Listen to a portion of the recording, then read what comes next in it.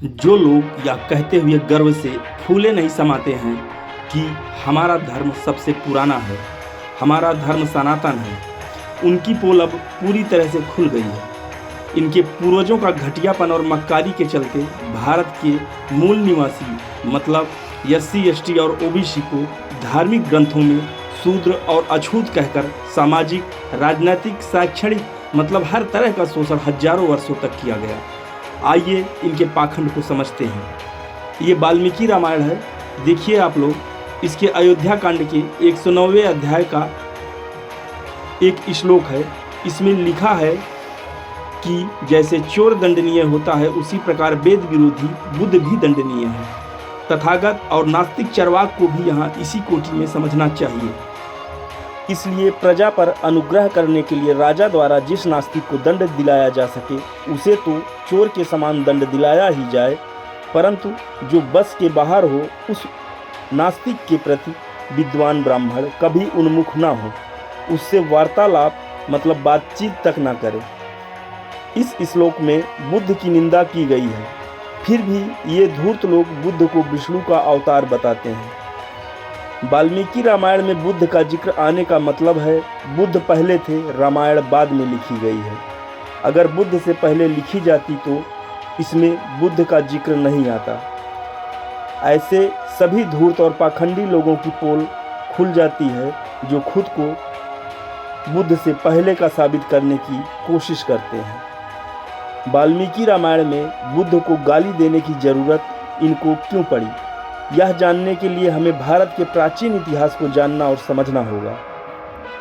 आज का भारत, जिसका प्राचीन नाम जम्मू द्वीप था और समूचे जम्मू द्वीप में सम्यक सभ्यता हुआ करती थी।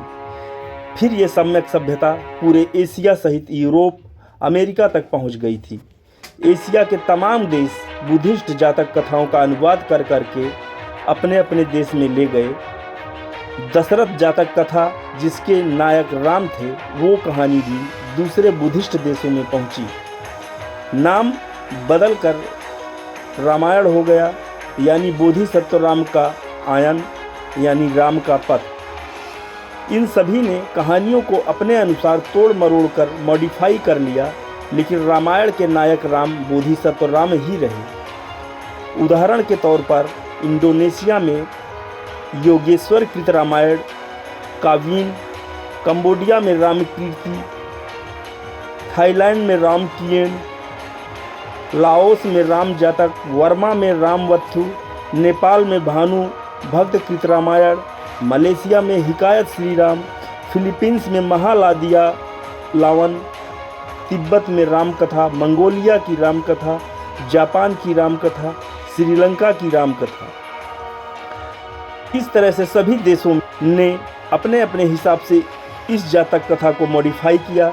इंडोनेशिया, फिलीपींस और मलेशिया देशों में तो इसका इस्लामीकरण हो गया और भारत में बुद्ध का ब्राह्मणीकरण हो गया।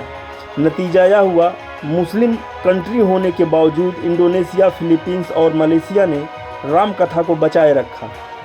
हालांकि कहानी का थोड़ा बहुत इस्लामीकरण हो गया था।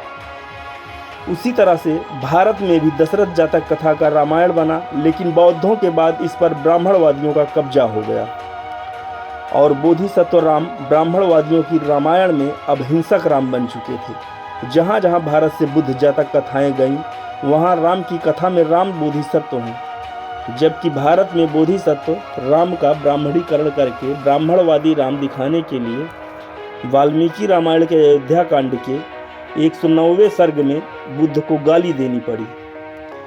इससे यह सिद्ध होता है कि वाल्मीकि रामायण बुद्ध के बाद लिखी गई है। और एक खास बात आप लोगों को और बताते चले कि वाल्मीकि रामायण संस्कृत में लिखी गई है और संस्कृत भाषा 7वीं शताब्दी के बाद चलन में आई है, जो कि पाली भाषा को संस्कारित करने के बाद निकली है। जिन वेद पुराणों को धूर्त और पाखंडी लोग हजारों लाखों वर्ष पुराना बताते नहीं थकते हैं, ये सारे ग्रंथ 7वीं शताब्दी के बाद लिखे गए हैं। यहाँ तक कि इनका पहला वेद, जो कि सबसे पुराना बताया जाता है, 15वीं शताब्दी में लिखा गया है।